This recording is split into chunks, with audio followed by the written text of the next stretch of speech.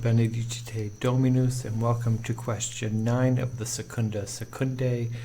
The topic for this lecture is the gift of knowledge, and we're still under the theological virtue of faith. So we looked at the two we're looking at the two gifts of the theological virtue of faith, and which are understanding, which we just covered in question 8, and gift of knowledge, question 9.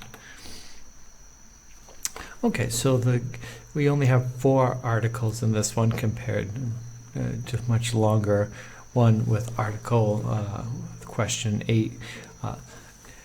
Knowledge is knowledge a gift of the Spirit? So as you can imagine, just a little bit like understanding.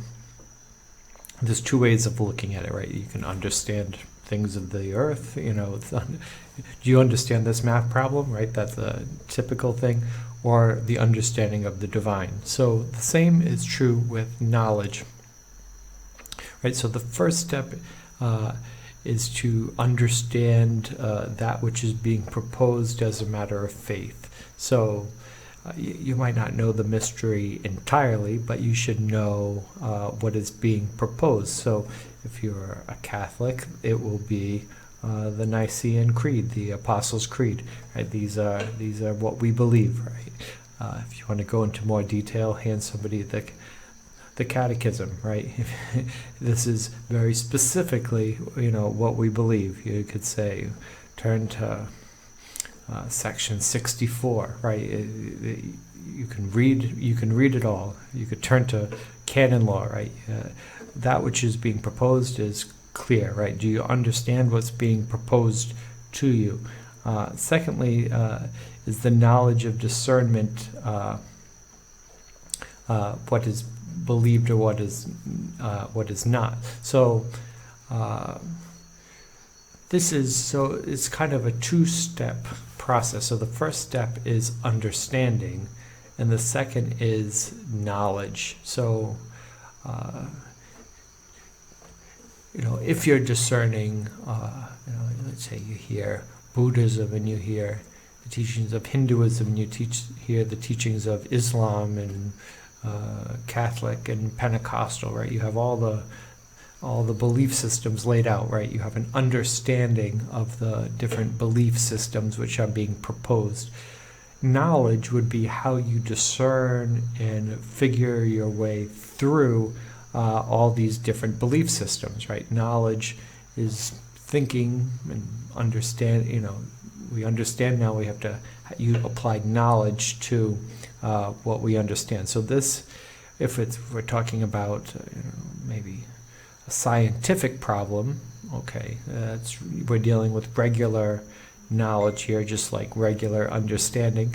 But if we're dealing with things like faith, since we're on the topic of faith, now we're talking about the gift of knowledge, just like understanding divine things is a gift of understanding, right? So there's an earthly level, and then there's the divine level, right? Now this gets kind of confusing, and you'll see that when we get to Article 2. It seems like I just said, well, this is knowledge of divine things, right? It becomes a bit confusing, though. So hopefully we'll parse this out. Knowledge of what to believe is universal, while knowledge to pass on the faith or defend it is uneven. Yeah, that's a good point. And this is found in the objections. St. Thomas says that knowledge of the faith, right, is universal, right? Everybody can have knowledge of the faith. Kind of equal, right? If the faith is the creed, then if I have it, you have it, the Pope has it, somebody who just converted had it, so, it's universal, right? The faith is the faith. But being able to pass on or to defend the faith is a knowledge which is uneven, right? Some people are very gifted at apologetics or teaching, and other people are not, right? So I might have the faith, right? We might all have the faith, but some people might be better as apostles or priests or teachers, right? We might have our own gifts differently. So knowledge, right? We all have knowledge of the faith, but the knowledge that can be passed on is sometimes given as a gift, specifically to some more than others. Now this is where this contradicts a little bit the Article 1. So remember I said first is the understanding of what's being proposed, and then there's knowledge to kind of sort through these things. Well, in Article 2 the question is knowledge of earthly things or divine things? And St. Thomas points out, and you'll remember back from question 8, knowledge is about earthly things. Knowledge about divine things is called wisdom, and knowledge about earthly things is called knowledge. What did he mean in Article 1 then? The knowledge to kind of sort through religious belief in order to know what is the true religious belief. Well, it's because St. Thomas points out here that we can have knowledge about what to believe, right? And then there's but knowing which to believe is wisdom. So there is a bit of a difference. So like if I'm studying the catechism, for example, well, that is in some ways earthly things because I'm studying a book, right? I'm studying a book. So in some ways that's kind of earthly, right? If I memorize the creed, well, it's kind of earthly, right? Before you make your first communion, you have to memorize your Our Father, Hail Mary, and Act of Contrition. Well, if every night I practice this and I memorize it, well, this is, in some sense, earthly knowledge, right? Earthly knowledge in some sense, because I'm dealing with something fairly tangible here. But if it's, but to have knowledge of God, right? If knowledge of the mysteries, right? An intimate knowledge. Well, now we're talking about the divine, right? We're not talking about the book. We're talking about the divine, and we're talking about wisdom, right? So I think there's that distinction here. So there's, I guess maybe you could say, knowledge about faith, and then there's the experience, the intimate knowledge of faith, right? There's people who know about faith, and then there's people who know faith, right? So there's a bit of a distinction here. Now, knowledge, is it speculative or practical, right? This was the same question for understanding. Is understanding speculative or practical? And just like with understanding, the answer for both is yes. Is it speculative in terms of the higher things, the mysteries? Yes, yeah, it is, because it focuses on what we ought to believe. So you say, well, you should know the creed, right? Well, yeah, you should know about it. This is what you ought to believe. Well, you should know maybe some things about the Trinity, right? The Father is God, the Son is God, the Father is not the Son is not the Father, right? These types of beliefs about the Trinity is speculative, right? And it's what we ought to believe, right? But practical, yes, as well, right? It's also practical because it's putting your faith into action through knowledge of matters of faith. So if you, let's say we take the corporal works of mercy, right? So first is this memorizing the corporal works of mercy, right? Maybe that's a bit speculative, learning the corporal works of mercy.